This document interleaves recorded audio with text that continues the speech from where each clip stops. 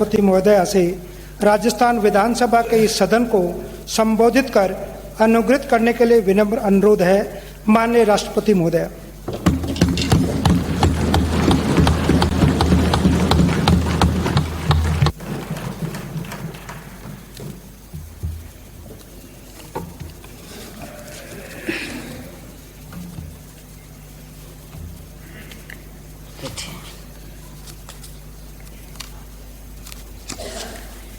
राजस्थान विधानसभा के इस कार्यक्रम में उपस्थित राज्यपाल माननीय श्री कलराज मिश्रा जी, विधानसभा के अध्यक्ष डॉक्टर सीपी जोशी जी, उपस्थित सभी विधायकगण व पूर्व विधायकगण, अन्य जनप्रतिनिधिगण, देवियों और स्वजनों, सभी को नमस्कार। माणों, सम्मानों और बलिदान सूरज्ञ राजस्थान की धोरारी धत्तीरा निवासियों ना घणी शुभकामनाएं।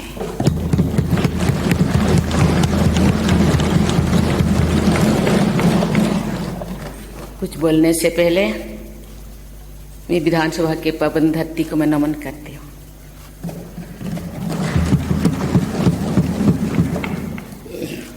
उन्नीस में राजस्थान विधानसभा का गठन हुआ। तब से लेकर आज तक इस विधानसभा द्वारा 71 वर्षों का गौरवशाली इतिहास रचा गया है। इसके लिए मैं राज्य की प्रबुद्ध जनता को, राज्यपाल महोदय को, मुख्यमंत्री महोदय को तथा आप सभी विधायकों को हार्दिक बधाई देती हूँ। इस अवसर पर मैं समस्त देशवासियों की ओर से राजस्थान के सभी पूर्व राज्यपालों को, मुख्यमंत्रियों को, विधानसभा अध्यक्षों और विधायकों के योगदान की स्मरण करती हूँ।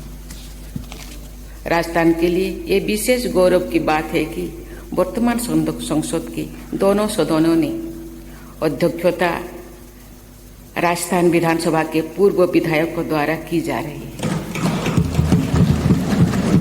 उपराष्ट्रपति के रूप में राज्यसभा के अध्यक्ष श्री जगदीप धनखड़ जी तथा लोकसभा के अध्यक्ष श्री ओम बिरला जी राजस्थान में विधानसभा सदस्य रह चुके हैं। संविधान सभा द्वारा प्रत्येक राज्य में विधायिका की स्थापना सुनिश्चित की गई है। इस प्रकार संविधान की धारा 168 द्वारा विधानसभाओं का गठन करने का प्रावधान लागू हुआ। जैसा कि इस सदन के सभी सदस्य जानते हैं, स्वाधीनता के बाद 1948 में मत्स्य यूनियन की स्थापना के साथ इस राज्य के स्वरूप का निर्माण कार्य शुरू हुआ, जो विभिन्न चरणों में होता हुआ 1956 में स्टेट रीऑर्गेनाइजेशन एक्ट के अनुसार राज्य के पुनर्गठन तथा अंत में अजमेर के राजस्थान से विलय के साथ संपन्न हुआ। राज्य के इस एकीकृत तथा व्यापक स्वरूपों के आधार पर विधानसभा का स्वरूप भी निर्धारित हुआ। यद्यपि पहली विधानसभा वर्ष 1952 में अस्तित्व में थी, सभी सामाजिक वर्गों तथा भौगोलिक क्षेत्रों के विधायकों की उपस्थिति के कारण ये विधानसभा राजस्थान के विविधता का सुंदर प्रतिबिंब प्रस्तुत करती है।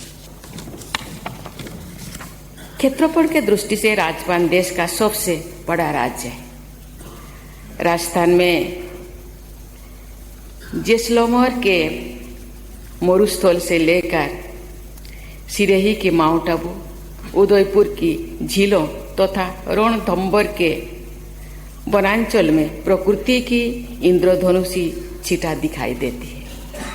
ये विधानसभा भवन राजस्थान की पारंपरिक स्थापत्य कला का सुंदर आधुनिक उदाहरण है। जयपुर को यूनेस्को द्वारा वर्ल्ड हेरिटेज सिटी का दर्जा दिया गया है। विशेषज्ञों का कहना है कि जयपुर नगर की निर्माण योजना वैदिक स्थापत्य कला पर आधारित है, जिसमें अन्य शैलियों का भी सुंदर समावेश किया गया है।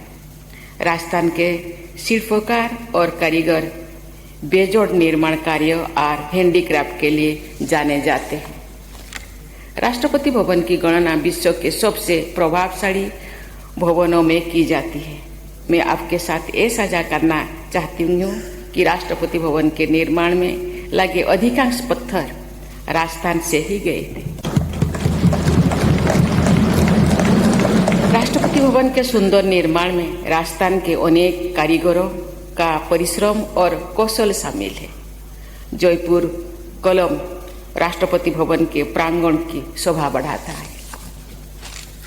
इस तरह जयपुर कलम के माध्यम से राजस्थान की छवि राष्ट्रपति भवन में आने वाली प्रत्येक व्यक्तियों तथा वहां रहने वाले, कार्य करने वाले सभी लोगों के मनोमस्तिष्क में बनी रहती है। अतिथि को देवता समझने की भारतीय भावना का बहुत अच्छा उदाहरण राजस्थान के स्नेही लोग प्रस्तुत करते हैं। राजस्थान में लोकप्रिय गीत पधारो हमारे देश में अभिव्यक्ति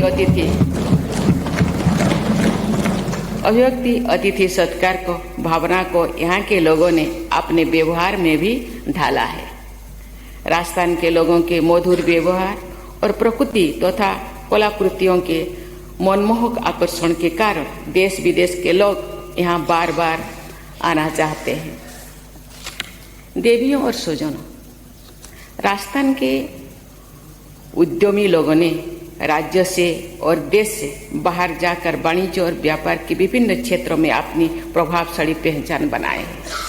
इस प्रकार आप सभी विधायकगण एक समृद्ध परंपरा वाले राज्य में अत्यंत प्रभावशाली और परिश्रमी लोगों के जनप्रतिनिधि है।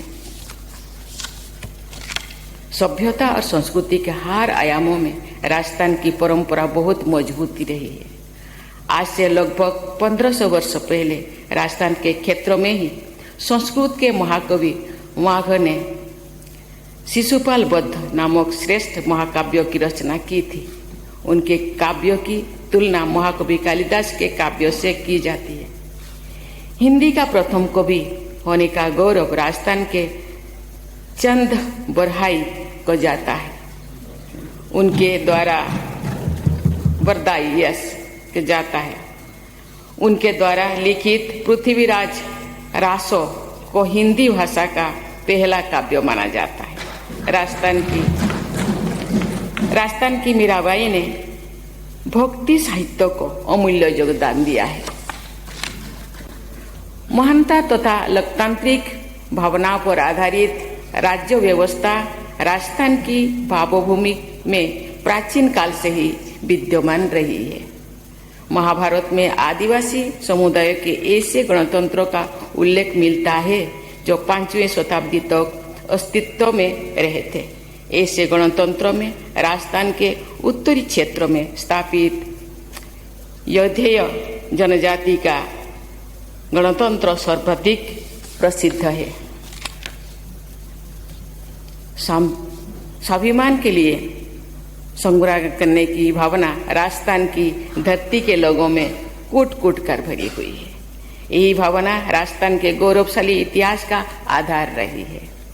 यहाँ के बारे में वीरों ने, योद्धाओं ने जिन राजाओं के नेतृत्व में धरती को अपने रक्त से लाल कर दिया, वे राजा भी अपने लोगों से अथाह प्रेम करते थे। पृथ्वीराज चौहान, राणा सांगा और राणा प्रताप, महाराजा राणा प्रताप जैसे वीरों और अनेक सेनानियों का शौर्य भारत की वीर गाथाओं के स्वर्णिम अध्याय है। चित्तौड़ का विजय स्तंभ राष्ट्रीय गौरव का एक जीवंत प्रतीक है। महाराणा प्रताप के साथ कंधे से कंधा मिलाकर युद्ध करने वाले वनवासी वीर योद्धा राणा पुंजा भील के अमर बलिदान की कहानी मेघवाड़ का बच्चा जानता है। वीर बालक दूधा भील ने महाराणा प्रताप के आदर्शों का अनुसरण करते हुए अपने प्राण समर्पित कर दिया था। जो जनजाति समुदाय के लोगों को एकता के सूत्रों में बांधने के लिए मोतीलाल तेजवान ने एक ही आंदोलन चलाया था, जिसका उद्देश्य एकजुट होकर शोषण के खिलाफ संघर्ष करना था। शिक्षित समाज के समावेशी शिक्षा के प्रति संवेदनशील बनाने के संघर्ष में अपने प्राणों की आहुति देने वाली डंगरपुर की बीरवाला कालीबाई के विषय में सभी देशवासियों की जानकारी होनी चाहिए। समाज सुधारक और महान स्वाधीनता सेनानी गोविंद गुरुजी के असंख्य देश प्रेमी अनुयायी मानगढ़ नरसंहार में वीर गति को प्राप्त हुआ। राजस्थान सहित देश के अनेक क्षेत्रों में गोविंद गुरुजी का प्रभाव था।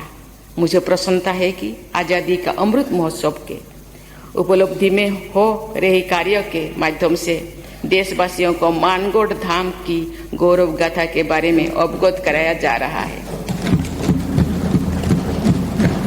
जनजातियों सहित राजस्थान के सभी समुदायों के लोगों ने देश प्रेम के अनुपम उदाहरण प्रस्तुत किए हैं। मैंने विधानसभा में इस विषय पर थोड़े विस्तार में जाकर इसलिए बात कर रही हूँ कि हमारे स्वाधीनता संग्राम के आदर्श पर ही हमारे संविधान के आदर्श निर्धारित किया गया है। न्याय, स्वतंत्रता, समता और बंधुता के ये संवैधानिक आदर्श सभी विधायकों के लिए मार्गदर्शक सिद्धांत होनी चाहिए। स्वाधीनता के बहुत पहले सन 1929 में बाल विवाह को समाप्त करने के महान उद्देश्यों के साथ एक कानून सेंट्रल लेजिस्लेटिव असेंबली द्वारा पारित किया गया था। महिला सशक्तिकरण तथा सामाजिक समावेश का वो महत्वपूर्ण अधिनियम बोलचाल में शारदा एक्ट के नाम से जाना जाता था, क्योंकि उसके प्रेरणा श्री हरिविलास शारदा थे। श्री हरिविलास शारदा राजस्थान के निवासी थे। स्वाधीनता के बाद श्री मोहनलाल सुखाड़िया से लेकर श्री भैरव सिंह शेखावत जैसे जनसेवकों ने संवैधानिक आदर्शों के अनुरूप राज्य स्तर के कानून बनाने में तथा समावेशी और कल्याणकारी योजनाओं को लागू करने में प्रभावी नेतृत्व दिया। समावेशी विकास और जनहित में कार्य करने की इस परंपरा में मजबूत बनाना सभी विधायकों का कर्तव्य है। मैं अपने वाणी को विराम देने से पहले मैं सभी माननीयों को कहना चाहती हूँ, माननीय हम सब कितने भाग्यशाली हैं। मुझे बताया गया है ये राज्य की जनसंख्या 7 करोड़ से ज्यादा है। जनप्रतिनिधि, विधानसभा के जनप्रतिनिधि केवल 200। माननीयों को जनता ने जनप्रतिनिधि रूप में इस विधानसभा को भेजते हैं। माननीय कभी 1 बार, कभी 2 बार, कभी 3 बार, कभी 4 बार, कि जिंदगी भर बार बार जनता द्वारा प्रतिनिधि बनकर इस सभा को आके सभा मंडन करते हैं। जनता कितना प्यार करते हैं, इसीलिए बार बार आपने चाहती जनप्रतिनिधि को बार बार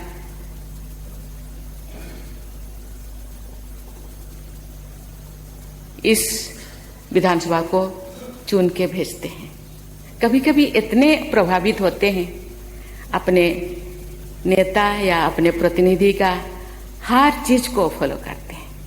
कभी हेयर स्टाइल, उनके चाल चलन, चेहरा, उनके ड्रेस, कभी कभी ऐसे मैंने देखी जनता को के भी हाथ में बंधे हुए कलाई के कलर का एक धागा को भी वो फॉलो करते हैं। कितने प्यार करते हैं, आशा करते हैं। जिस चीज को माननीय विधायक के अध्यक्षों ने यहाँ जिक्र करते थे कि आजादी प्रियम्बल का कुछ पंक्तियां। आजादी बोलने का, आजादी सामाजिक आजादी, आर्थिक आजादी, शिक्षा लेने की आजादी। ये आजादी का दायित्व जनसाधारण ने अपने जनप्रतिनिधि को दिए। ये युग एक कंप्यूटर युग है। ये युग मॉडर्न टेक्नोलॉजी से चलता है। एक युग था जो जनप्रतिनिधि विधानसभा में क्या बोलते हैं, कभी कभी अपने पेपरों में और देखते हैं, कभी कभी पेपर भी उनके तक पहुंचता नहीं था। लेकिन आज घर घर तक यहाँ क्या चल रहा है, मेरे जनप्रतिनिधि जनता के लिए, मेरे परिवार के लिए, मेरे समाज के लिए, मेरे देश के लिए, मेरे राज्य के लिए, महिलाओं के लिए, युवाओं के लिए क्या करते हैं और देखते हैं, समझते हैं। इसीलिए मैं सभी जनप्रतिनिधियों को गुजारिश करना चाहती हूँ, चाल चलन के साथ साथ आचार विचार को जनता की दिशा में, जनता के लिए, जनता के द्वारा क्यों हम आए हैं, इसलिए जनता के देर लिए सोचना चाहिए। और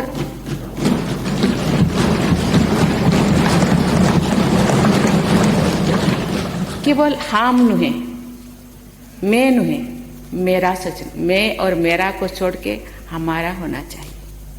केवल मैं और मेरा सोचने से देश का या समाज का या राज्य का उन्नति शायद नहीं होगा। इसीलिए हमेशा जनप्रतिनिधि जनता के लिए, राज्य के लिए सोचना चाहिए। मैं और मेरा से ऊपर उठकर मेरा देश, मेरा जनता, मेरे लोग होना चाहिए। मुझे लगता है आप सब समझदार हैं। आप यहाँ इसीलिए बार बार जनता आपको चुनकर भेजे हैं।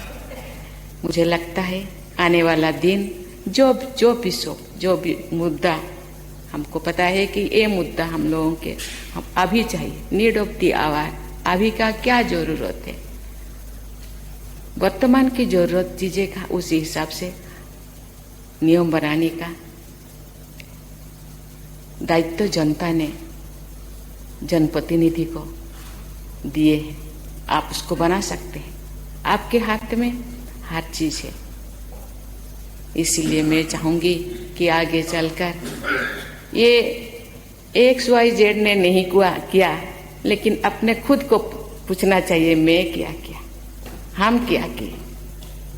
X नहीं किया, लेकिन मुझे दायित्व दिया गया, जनता ने मुझे दायित्व दिए, मैं क्या किया, मैं जनता के लिए क्या किया, हम मिल के संगठित रूप में क्या किए। मुझे लगता है आने वाला दिन, ये राजस्थान नाम सुनकर मुझे दिल में इतने भावना आती है कि राजाओं के राज तंत्र तो अभी नहीं है, लोकतंत्र है। इसीलिए मुझे चुना गया है। मुझे परसेंटेज निकाला जाए तो मुझे पता नहीं कितने होगा, 7 करोड़ और 200, इतने भरोसा करते हैं। मुझे लगता है भरोसा लायक होना चाहिए।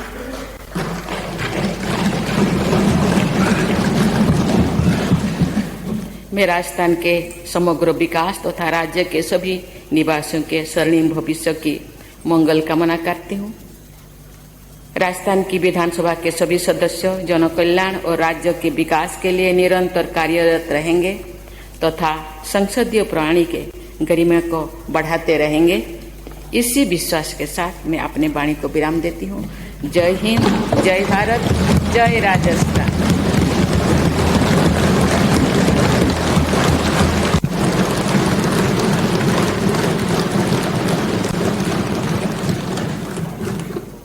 माननीय राष्ट्रपति महोदय का जिन्होंने कई बड़ी बातें कही। दोनों सदनों की बागडोर राजस्थान के हाथ में है। दोनों सदनों की बागडोर राजस्थान के नेता संभाल